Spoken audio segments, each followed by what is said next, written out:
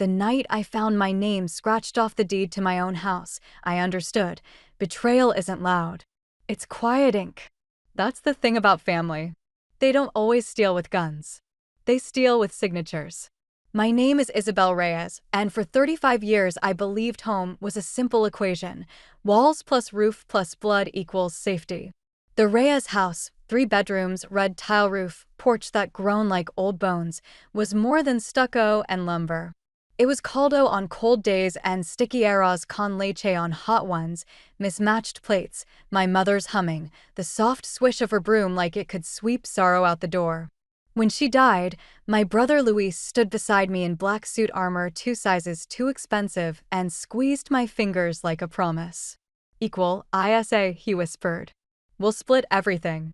I'll handle the papers. You handle the people. He smiled the way he'd always smiled, like he could charm a lock open.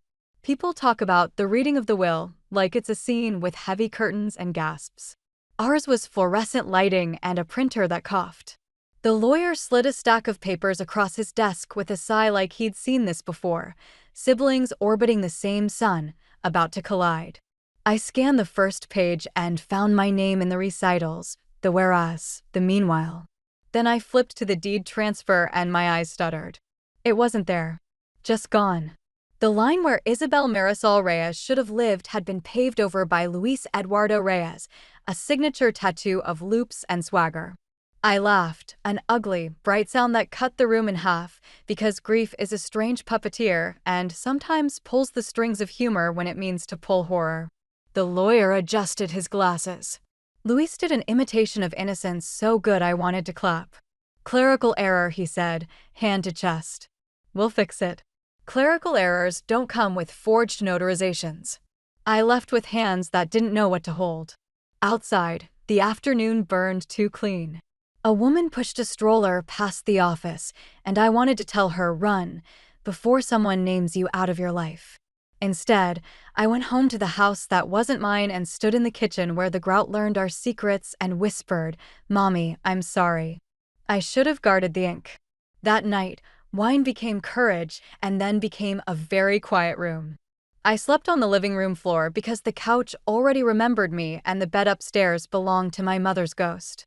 Sometime after midnight, I woke to footsteps on the porch and the soft click of the front lock, the key Luis shouldn't have had, slipping into the house we were supposed to share.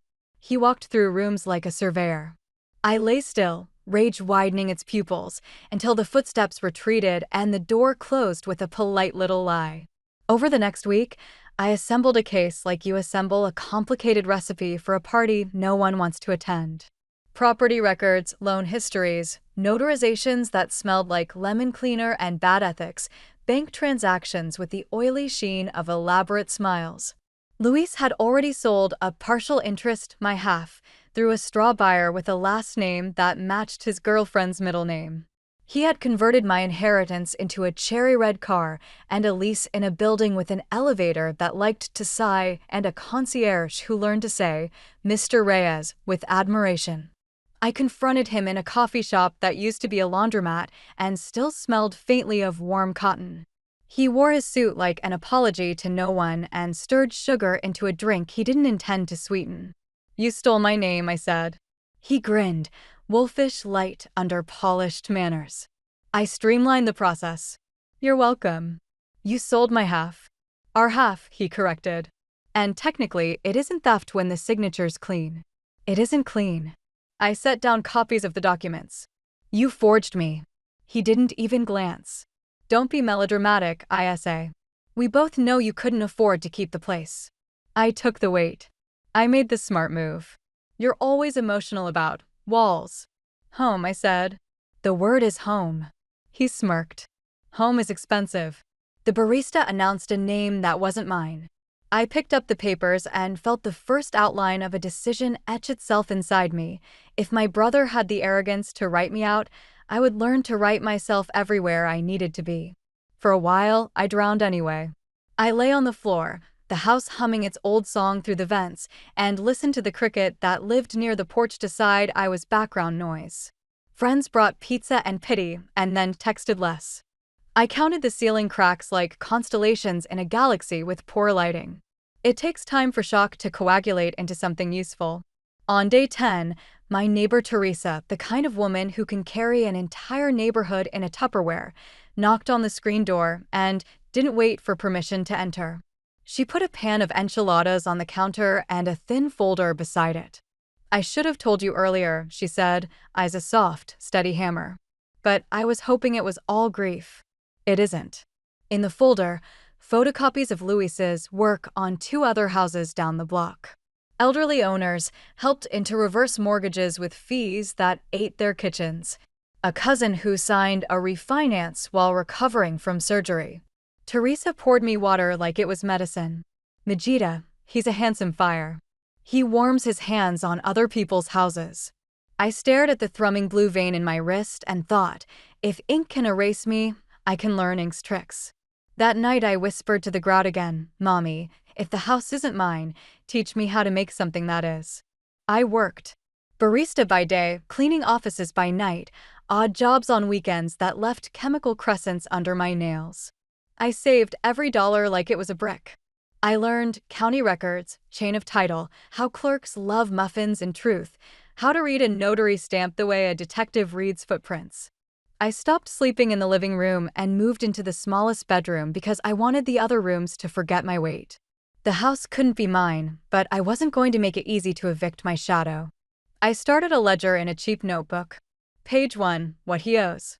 Not money, time, sleep, birthdays smaller than he imagined because guilt took a seat at the table and ate twice. Page 2, what I'll build. The list began with a door no one can unlock without my yes and grew teeth. The first time I tried to file a complaint with the county, the clerk sighed like I'd brought her a story instead of evidence. "You'll need an attorney," she said, sliding the papers back with fingers that wanted to be kind, but learned better. "And they're expensive." "I'm expensive," I said, surprising both of us. I took my thin folder, added thicker pages, and kept coming back. Week after week, I brought muffins and dates circled in red, case numbers, notarization anomalies, signatures that disagreed with their twins. I made friends with boredom. I made thirst into fuel. At night, I wrote emails to journalists and got polite declines and one pointed, "This is too small." Betrayal always looks small to people who think all houses are the same shape. I wrote again anyway.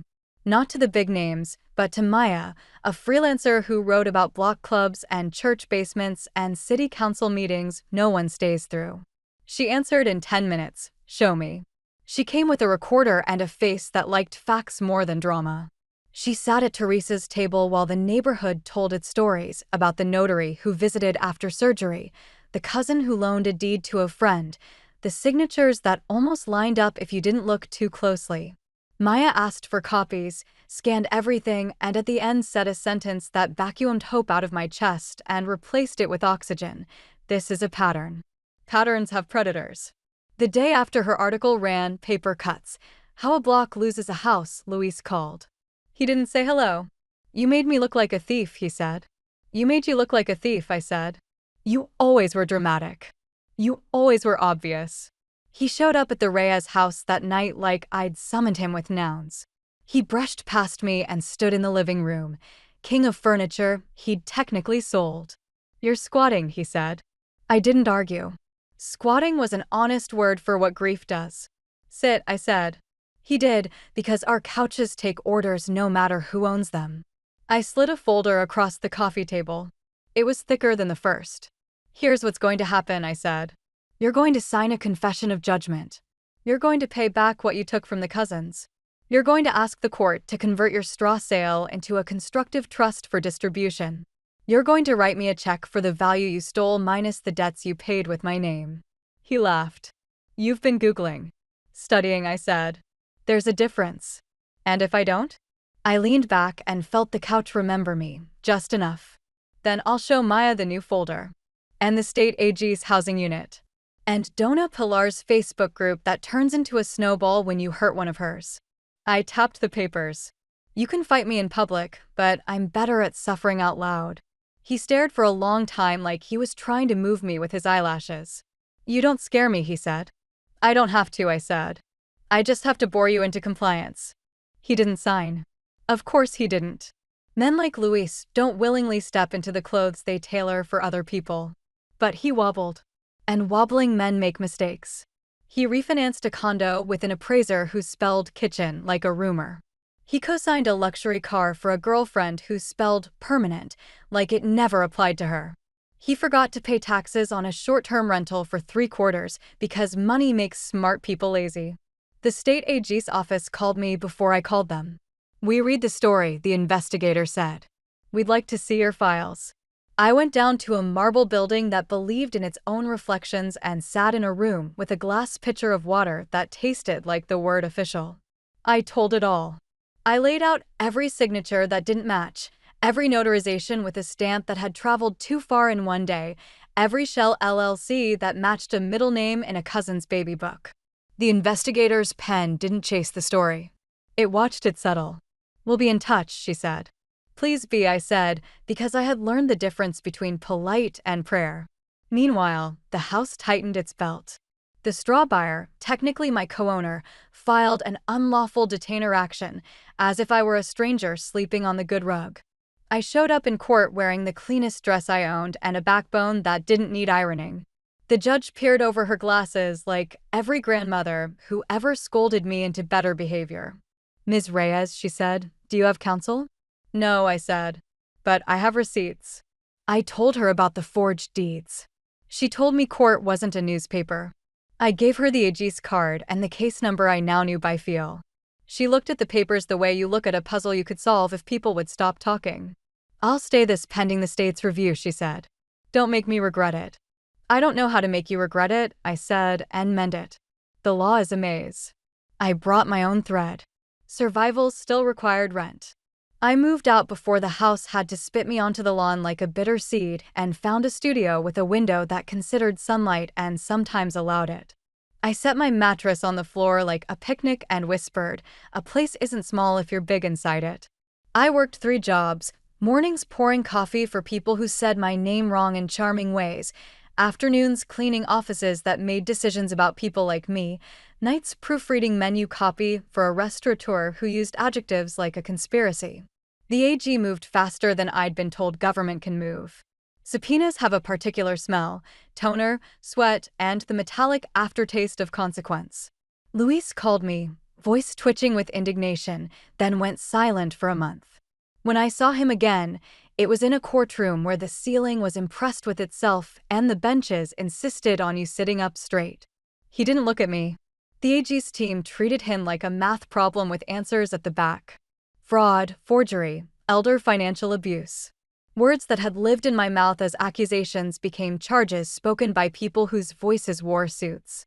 Luis's attorney tried to turn the room into a mirror where charm works. It didn't. When the verdict came, guilty on the counts that mattered, my knees wobbled because victory and grief use the same muscles. The judge ordered restitution, not to me directly yet, but to the people he had injured in the order the law prefers. I didn't clap. Courtrooms don't like clapping. I blinked and let water rehydrate my vision. Outside, Teresa hugged me with arms that had learned to hold more than grandchildren. "You did it," she said. "No," I said. "We did." The house? It never became mine again. Too many transfers, too much law pretending to be logic. It eventually landed with a city land trust that promised to price it for families like the one my parents built. On a Saturday, when the jacarandas pretended not to shed purple everywhere, I stood across the street and watched a couple with a new stroller key the front door. The baby made a fist like it was holding a receipt. I cried in a way that made my lungs believe in the future. I bought a small place with money I made and money I was awarded months later in a settlement that smelled like apology. 1 bedroom. Wood floors that wanted to be danced on. A kitchen with a stubborn oven that taught me humility and the difference between 350 degrees and baby, check again. I painted the walls a color the paint store called Late Light. I planted zinnias out front because I like a flower that doesn't apologize for being loud. I hung a frame by the door with a thin slip of paper that read Isabelle Marisol Reyes, owner. I placed my hand on it every morning like a benediction. I built a thing I hadn't planned, a clinic at the library on Saturdays where we explained deeds and liens like they were recipes instead of spells. Teresa brought cookies. Maya brought her notebook and wrote stories that made people send checks without asking for tax receipts. The city sent a lawyer once a month who said, "I can't give legal advice," and then did everything but. We won small battles. We lost some. We showed up. We taught anyone who came through the door how to read a notary stamp, how to smell a lie, how to slow a signature down long enough to ask it questions. People started bringing us their paper before their panic. Luis sent a letter from a place with beds that don't ask your preference. He wrote that he was sorry in sentences that tried too hard, and then he wrote something that felt almost true. I thought I was rescuing us from being poor. I didn't write back. Forgiveness is a blanket I keep for cold nights, not a flag I wave at men who like wind. I folded the letter and put it in a box labeled archive, pain that made me useful. On a different night, I took my mother's recipe card for flan and put it in a frame. Sometimes, when the clinic is busy and the copier pretends it's tired, I sneak outside to the zinnias and breathe in the scent of something that decided to be bright on purpose. People walk by and call me Dona Isabelle with the respect that tastes like honey. Children race up the library steps and then race back down because racing is how kids say I'm alive. A man came in last week with eyes like a basement, dark, tired, full of things he didn't throw away. He told me his brother had helped him sign papers during chemo, and now the bank had a sense of humor with numbers. I poured him water in a paper cup and said, "We're going to slow the story down." We took his file apart like a clock, laid every gear on the table, put it back together in the right order, and handed him a timeline instead of panic. He cried the way men cry when their fathers taught them not to. He said, "No one has ever explained my life to me before." I said, "It was always yours." At night, my little house clicks and sighs like a polite old dog settling down. I lie in bed and listen to the street. Teenagers negotiating skateboard physics, a couple arguing about cilantro like it's a philosophy, distant sirens that promise someone is still awake at the hospital. I put my palm on the wall and feel the hum of electricity, water, breath. The first thing I bought after the deed recorded was a deadbolt that likes my key better than anyone else's. I lock it not because I'm afraid, but because the ritual thrills me. This opens because I say so. Sometimes I walk past the old Reyes house and greet it like a neighbor I loved and then moved away from because we both needed to grow. The new family has planted a citrus tree. The porch still groans. The paint needs a touch-up because paint always does. I don't imagine my name on the deed anymore. I imagine the walls remembering laughter and the new baby learning to crawl towards sunlight. I imagine my mother's humming slipping under the floorboards not as a claim but as a blessing. People ask if I'm happy. It's a strange word. Happiness is a balloon. It floats, it pops, it makes pretty shapes at parties. I've learned to prefer solid. My life is solid. My name is etched, not written in pencil. When I sign Isabelle Marisol Reyes at the bottom of a form now, the letters line up like a small army and salute. Do I miss my brother? I miss the version of him that existed when we were small and he split his polita with me without being asked. I don't miss the man who learned to sign my name without my hand. If he ever becomes the first version again, I will make room at my table and ask him how he learned. Until then, I keep a chair open for the people who show up with paper and fear and leave with a plan. Betrayal taught me a language I didn't want to learn. It also gave me a toolkit. I can assemble a life from scratch, with receipts. I can read a deed like a map. I can find my way home through a maze of paragraphs that used to eat people. The night the AG's office sent the last check, my portion at last, not a king's ransom, but an honest sum, I sat on my tiny porch with my feet on the rail and whispered, "We did it, Mommy." A breeze moved the zinnias as if someone had leaned down and blown gently on their crowns. Somewhere down the street, Teresa laughed like a bell. I could hear the library's HVAC unit humming in tired triumph. In the morning, I'll unlock the clinic door and tape up a new flyer, "How Tio read a notary stamp," with clip art that refuses to be cool. Maya will drop off a draft of her next piece, After the Ink, Neighborhoods That Wrote Themselves Back, and ask me if I prefer this photo or that one. I'll pick the one with Teresa's hands in it, flour dust on her knuckles, because hands that hold recipes should be in every story about survival. I sleep well now. Not because life is perfect, but because it's mine. If ink tried to erase me again, it would smudge and give up. My name is stubborn. My walls are humble. My door says yes on purpose. The house that wasn't mine taught me that home isn't an address or a bloodline. It's a boundary. It's a collection of signatures that all belong to you. It's a porch that groans because it knows your weight and has decided, after consideration, to hold. If you're listening to this and the ink has tried to take you too, hear me, learn the language, sharpen your patience, become unerasable. Find a Teresa. Find a Maya. Be both if you can. Hang your name by the door and touch it each time you leave and each time you return. Teach the next person how to spell owner with their own hand. And when you pass the house you lost, do not bow your head. Nod. Bless it. Keep walking. There's a key in your pocket now. It's not to that house. It's to the one you will build, brick by stubborn brick, signature by signature, until the lock turns, the hinges sigh, and the door opens because you said so.